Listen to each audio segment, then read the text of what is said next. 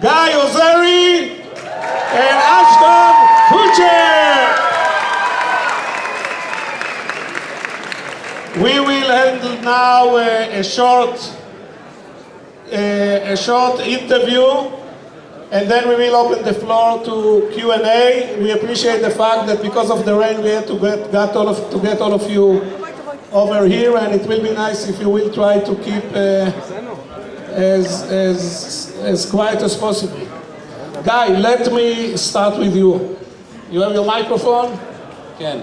Okay.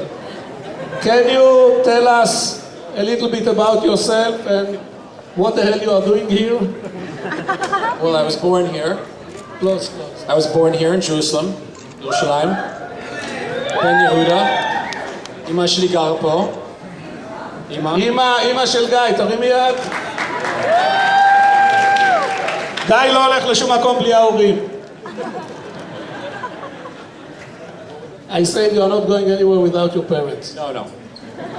מתי שמגיע לארץ אני הולך בדיוק לבית שלי, אמא שלי לאכול ולראות את אמא. Okay. Put the microphone. I have to teach you how to use the microphone. For the last 3 weeks, I told my mom I was coming here, and she kept asking, I just want to know what you want to eat when you arrive. And I call her again, she goes, you still haven't told me what you want to eat when you arrive. I need to prepare for when you arrive. So, Guy, what are you going to eat here? I had Moroccan fish when I showed up to her house. Yeah, it's delicious. Okay, so what are you doing and why you are here? So, what am I doing here? I always come and visit my mom, that's first. But Israel's very dear to me, and I come here all the time. I've been here with Madonna last year on tour. Anybody heard about Madonna? Yeah. Raise your hand. Yeah. So, but Ashton and I have been spending a lot of time making investments in tech where we live. We live in Los Angeles, and we've been making a lot of investments and spending a lot of time developing and working and supporting and a lot of the founders that we invest in. And Israel is full of amazing, innovative minds, and it's only natural for us to come here and spend time here and hear a lot of the new ideas that are coming from Israel and really see if there's an opportunity for us to do something. Okay, thank you very much. And what are you doing in Hollywood usually? In Hollywood, we relax. I had a record company for years. I managed Madonna, and I make a lot of investments and produce films and all the stuff you do in Hollywood. And you came here maybe, what was half a year ago? I was here a few months ago, but I came in May last year to open the Madonna tour. Before that, you were again here. With another guest from abroad. Oh, yeah, yes. We'll leave that out. Okay, Guy's coming often, and Israel is dear and near his heart, and he's always trying to see what can be done. I think the first time we met was in 2006, and you told me you want to get into the internet scene. Yeah, I called you up, and you didn't know who I was. I didn't have any idea. And I said, just meet me for lunch.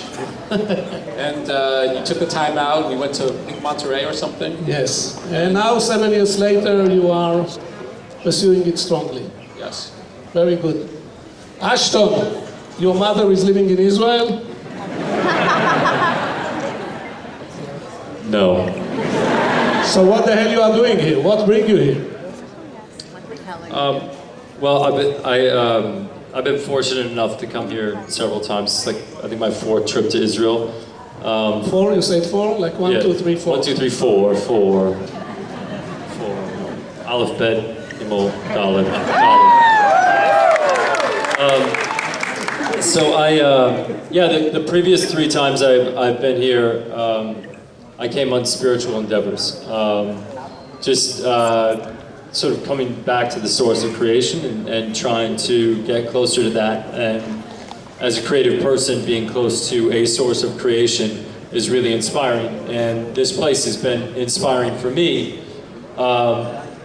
not only from a spiritual level, but also from an artistic and creative level. And the last couple times I came here, I started meeting a few people that were in the tech space and started realizing a lot of the innovation that comes from here. A lot of the innovation being out of pure defense of self.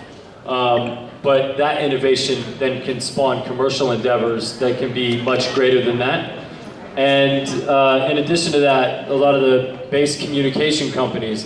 And I started realizing that there was such a wealth of knowledge and sort of technical immigration that was happening here, sort of with an open policy with Russia. There was a lot of brains coming from Russia and a lot of brains that were here that were creating really gigantically valuable, innovative ideas. And Guy and I, probably 3 years ago, started pursuing technology investing, mostly because we wanted to change the world. We saw the world changing and we wanted to be a part of it, and we wanted to help people who had goals and aspirations to bring the world together in a different way. And so we started focusing on a lot of consumer technology platforms that actually utilize social trust as a backbone and a mechanism for communicating, connecting, and doing commerce, where you could connect with somebody who you've never met in person, but you could socially trust them because you've engaged with them on the internet. And I see this place as an epicenter of that value, which is a place that's surrounded by, in some ways, hostility, but also a place that's managed to embrace its neighbors and create peace amongst an environment that can be very hostile. And I think a large part of that change and a large part of that global change has been happening over the internet. And I believe that the innovation that will come of that will be inspired from here. And we want to be a part of that. We want to be a part of that global change. And so this trip is actually solely focused on finding entrepreneurs and companies and people that are engaging in the technology space and creating new innovative solutions to bring people together and create community and create conversation and connectivity in a way to re-innovate business. Guy was actually saying earlier today, or somebody we were meeting with earlier today actually said, you know, Israel doesn't have a lot of natural resources, but its true natural resources, it's people, and the minds of the people, and the creativity of the people, and so people have to be creative about how they build things. This was not good enough. Can you try better? And that really inspired me, because I grew up in a family, and my family, we didn't have a lot of natural resources. We didn't grow up with a whole lot of money, so we had to use our creativity and our minds and our imaginations to actually be our very resource of our being, which has led me into a lot of paths artistically. And so my goal here this time is to embrace the people here that are the natural resource of Israel and actually create businesses and build businesses with you and build globally successful businesses. So that's why we're here. That's amazing.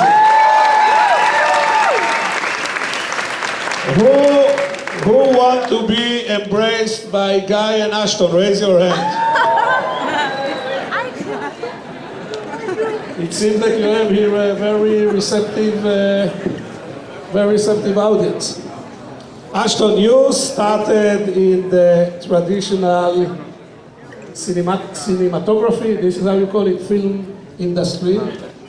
And very quickly you became an internet icon. Can you explain to us or share with us how did it happen?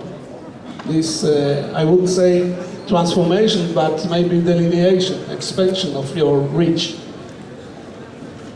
Well, I actually, before I started in the film space, I was a biochemical engineering student. And I went to University of Iowa School of Engineering and studied engineering, and then left to pursue acting and managed to do all right with that. But when I was 21, I started my own production company, started a film production company, building television shows and films. And one of the things that I saw probably in 2006, 2005 was that the streaming buffering speed of video was actually getting up to the point where you could click a button and actually watch the video. and I thought that that could be a really valuable space. So I started moving my company towards that and investigating a lot of digital analytics companies that were helping support video distribution on the web. And in doing so, I found a plethora of other companies that were doing things outside of that space, but that I thought were really interesting and valuable. So I saw a company called Foursquare, and I was an angel investor in that company. And then I was an angel investor in Jack Dorsey's company, Square, and an angel investor in a company called Optimizely, and 4 or 5 other companies. And I invested in Skype when they sold from eBay, and basically started finding myself surrounded by a lot of people that were thinking about the world in different ways, just as creative as the film industry, but they were actually building technologies to bring people together in a different way. You know, the film industry brings people together through telling stories that are emotionally connecting and familiar, and the tech industry brings people together by lubricating communication channels and exchange channels. And I saw them as very similar platforms. And so then Guy and I teamed up because we were starting to compete. We were like the only 2 guys in Hollywood that were actually looking at technology really seriously. So we teamed up and started an investment portfolio together. And now we have about 60 companies in total that we've invested in just across the spectrum. And you know, we really embrace the products that we use. We find things that we use and that become a part of our daily lives, and if they're valuable to our daily lives, we try to meet the founders, connect with it, and invest in the company. Guy, can you tell us how you and Ashton select the companies you are invested in? How you help the companies?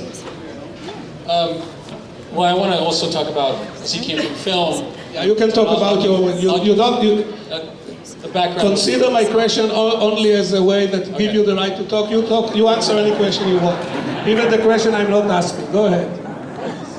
My background is music, and when I started working at a record company when I was 17, 18 years old. And what I loved about the music business when I started, it was full of excitement and hope, and musicians thought they were going to change the world, and it was really exciting. And I had a record company where I would sign many artists, and I would see them and just hear one song and see if they had something in them, and give them a chance to be discovered, and then help them through and market them and have them meet a new audience. So it was a really exciting time for me. And as the years went on, the music business started to get a little bad, and people, it was a tough time, and that hope, that sparkle, that excitement really started to wane down. And strangely enough, the startup world had that thing that I started with. It had those artists. Those artists were now, the rock stars were now the engineers, the founders. And in the same way that I could see a musician who had talent, I could feel a founder who had talent, and really see within minutes that this guy had a great idea. It's almost like a song, it's almost like an album. You're like, oh my God, this is the greatest record I ever heard. And that's how we start. We start with that sort of excitement that we hear a pitch, and we look at each other and go, wow, this, not only the idea is great, but this guy's great. And we think we can get behind this guy, and we think we want to be part of that journey. We want to be part of that group. We want to be part of this discovery. We want to help it. And that is the same exact thing that I started with. It just happens to be many years later. And that when you walk in a room full of startups, you can feel the energy in the room. You can feel that people all feel like they're going to change the world. They all feel like that their idea is unbelievable, and they have that, and that is really exciting for us. And so that's something that we look for. Thank you, Ashton.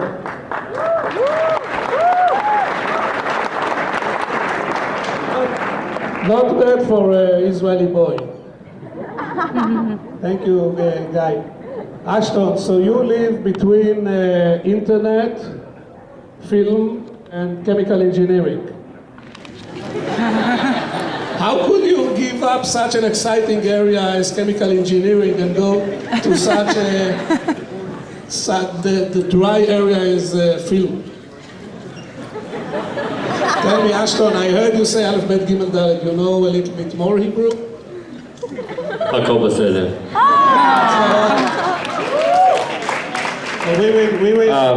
How do you bridge the three? Well, I actually don't think that they're that dissimilar. Ultimately, when we look at when you look at a movie that you want to do, you're really looking for something that resonates. You're looking for a story that people can connect to. You're looking for characters that are honest. But ultimately, as an actor or performer, you're looking for a director that you feel can lead the ship. And you're vetting their previous work. You're looking at, you're sort of looking at the screenplay, so you're looking at the business plan, if you will. And then you're sort of deciding, well, what is the message that this is actually sending out to the world? And it's really the same way that we look at businesses. It's founders first. You can sell an idea to the moon. Everybody's got an idea. Everybody's got a cousin who has an idea, and a brother who's got a cousin, who's got a sister, who's got a nephew, who's gotten their child came up with the most brilliant idea you could ever imagine, and you got to build it. And you go, yeah, but wait a second, I got to build it. So I got to believe in it. But at the end of the day, it's a founder first. So we really invest and look for companies that are technical founders, people that have the skill that when it hits the fan, you're going to be able to jump in and actually fix it. So the first thing we're looking for is somebody who can actually build something themselves. And then what we look for is how big is the problem that they're solving. And so we have a thing that we specifically look for in companies, which is we call it hacking density. So usually, no matter what the problem is, there's somebody else that's already solving it right now, but they're just going the long way around. And so we really look at the entire internet and the entire landscape as there was a university, and this university was trying to figure out where to put the sidewalks to actually connect up, all the buildings and stuff. And so they laid a bunch of grass in the main field, and it was just all grass. And they waited for the students to walk through the grass and create paths in the grass. And then they went, okay, now there's paths in the grass. We know where people want to walk. Let's build the sidewalks. And I think there are a lot of people, and when we talk about hacking density, that are currently walking through grass. They're hacking the solution. They're taking shortcuts and creating whatever shortcut that they can take to actually get to where they want to go. And so we look for paths that have deep density. And so when somebody shows us a company that they're building, we then go and we look at the problem and see how many people are actually going the long way to actually get to the solution. And then we can start to understand what the market vibrancy of that particular idea is. But really so that's looking at the script, and that's looking at the director. And then the next thing we look at is how marketable is this idea? And our probably biggest asset that we bring to the companies we work with is our marketing and branding abilities. And Guy's marketed musicians through the years, and I've had to market a bunch of films and television shows, some of them not that good, but they still did well in the box office because we market the hell out of them. And knowing how to market ideas is a big deal, but also having an idea that you can market is really, really important. And so we think about the marketing of the idea when we're investing in the idea. And then we think about, well, how do you cast it? So who do we surround this entrepreneur with that's going to give that entrepreneur the best possible life and the best possible ability to actually create the vision that they have in their head, or the game plan that the script that they have laid out in front of them.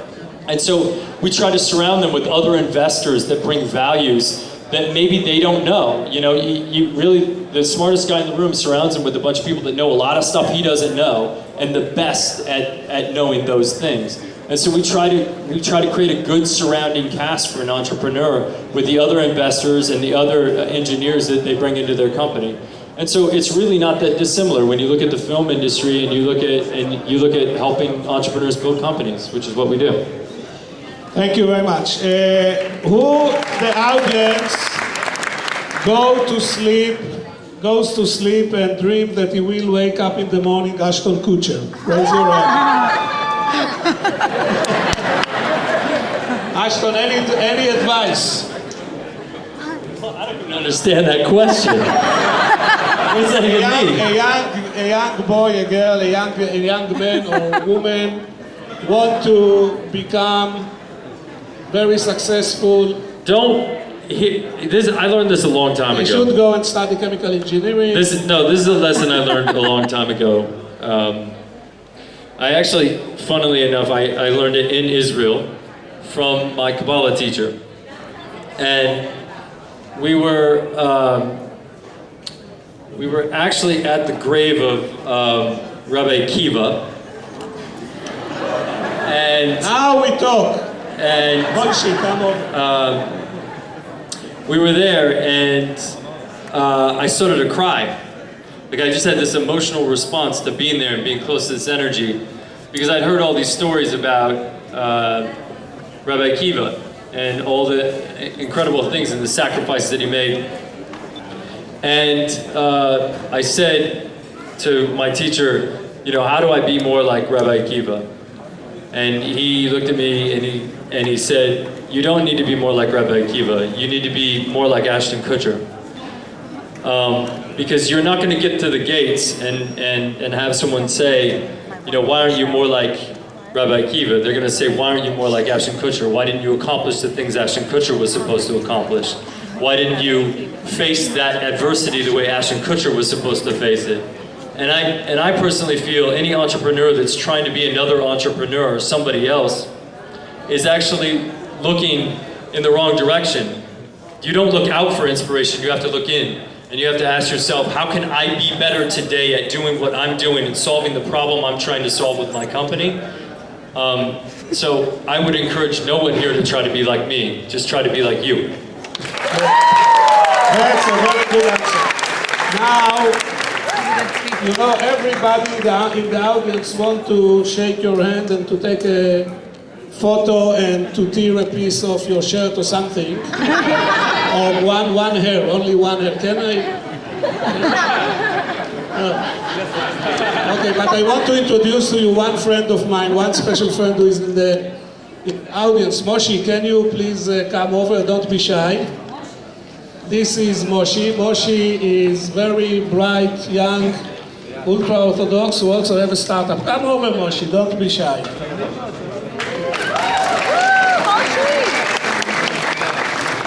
We are not doing pictures, but Moshe, you have 1 minute chance to tell Guy and Ashton what you are doing.